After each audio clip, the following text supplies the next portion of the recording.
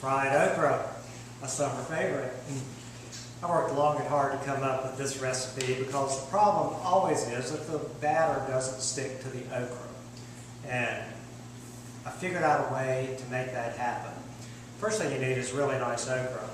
I like for it to be mature, but it can't be hard, it can't be tough. And really the only way you can tell is by cutting into it. And if it cuts just with a little bit of resistance, it's tender enough. And if it's a lot of resistance and it's a little bit woody, throw it away. This has to be done in a single layer in the pan. So I have my pan and I'm going to just cut up the okra in the pan to see how much it will take and proceed from there. So here we go. This is a dish I've had that John has cooked numerous times, and if you like fried okra, this is the definitive recipe. It's worth practicing to get it right. Well, fabulous. After you have your okra chopped up, next thing to do is put it in a colander. This is actually going to wash it.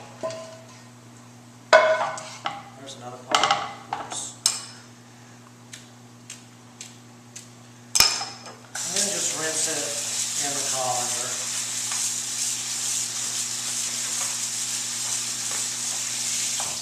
Take off some of the water. I like to put it in a straight side container like that. I'm going to add just a little bit of milk or half and half. And where is it? In the fridge. I wonder who put it there.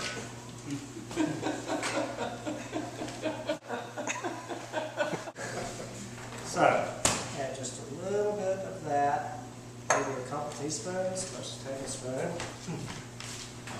And that's half and half, but you can use milk. You can use milk. All you're doing is creating something that will help the batter stick. And now stir it up.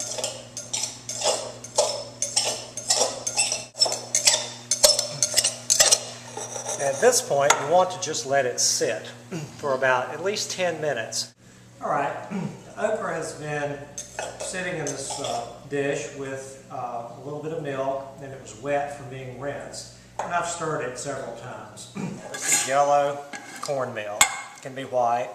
I put it in a grocery bag.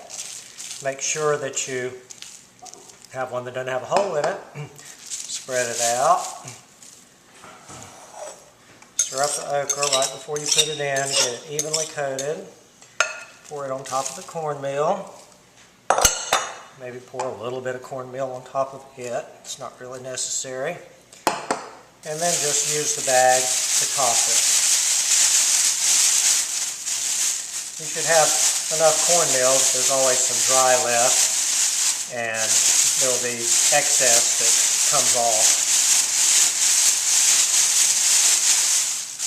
It's an easy way to bread something. See how well it sticks?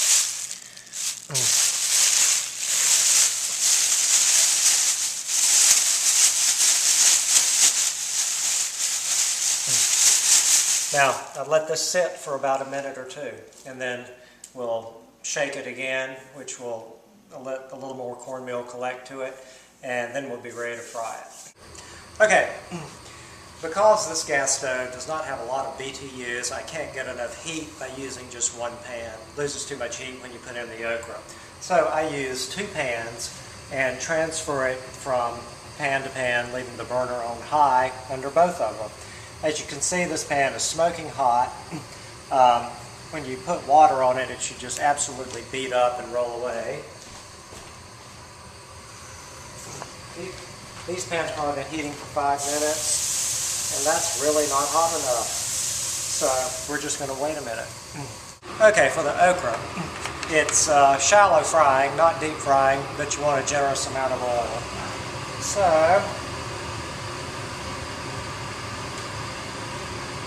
that should be fine.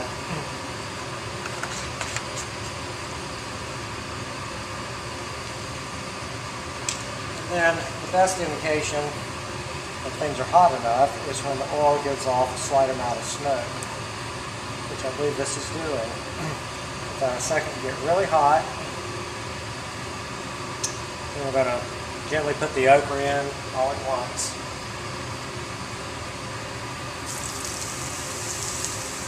There we go.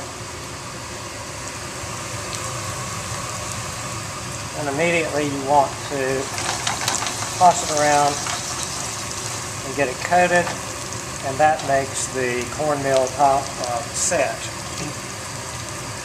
And that's immediately lost heat. So at this point, I'm going to transfer it to this hot pan. See how fast it's cooking there. Let this pan heat up. Take it down. Leave it alone, and it will brown on the bottom first. It will brown on the bottom first, and don't give it any activity. Just transfer it again.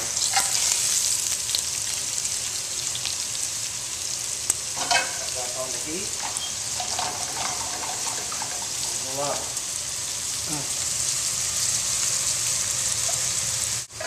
Now the empty pan is starting to smoke. You can see we're already getting a little bit of color, which is great. The faster the color, the better, really.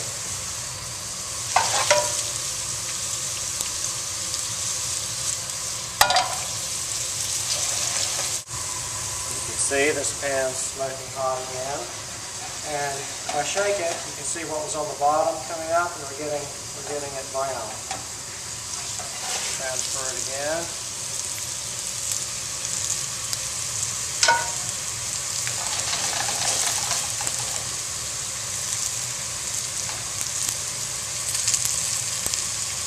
Looking good right there. This pan's starting to smoke. Transfer again.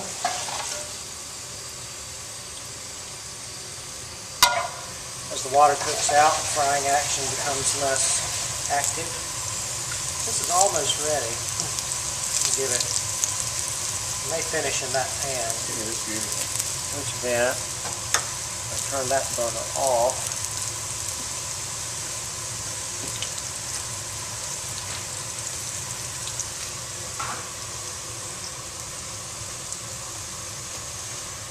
I'm going to wipe this pan out, get the oil out, because this is the pan that I'll season it in after I drain the oil. That's dry.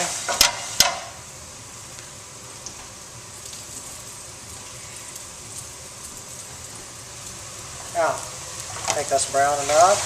I don't think that's done. Nice and golden brown. It's beautiful. Dark. Lovely. All right, now I just pour it through a strainer. A metal strainer. You can use plastic up to this point, but this point you've got to use metal. Now then, just let it drain. Do not shake it, or you'll break the crust and compromise the crispiness of it. Let the excess oil drain off. It's good. Turn it gently to the pan, keeping it intact. Now, at this point you need a generous amount of salt and a generous amount of pepper.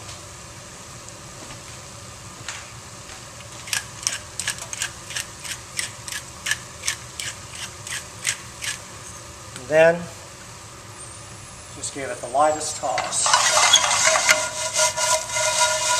Hear that sound? That's fried okra. There it is. And that's ready to eat. You can put it in a warm oven for 10 minutes and it'll be almost as good as it is now. But fried food is never better than that's fried. That's right. It's at its peak. And that's where I go. Right at this moment. That's the best. Is it salty enough? Yes. Okay. Perfect.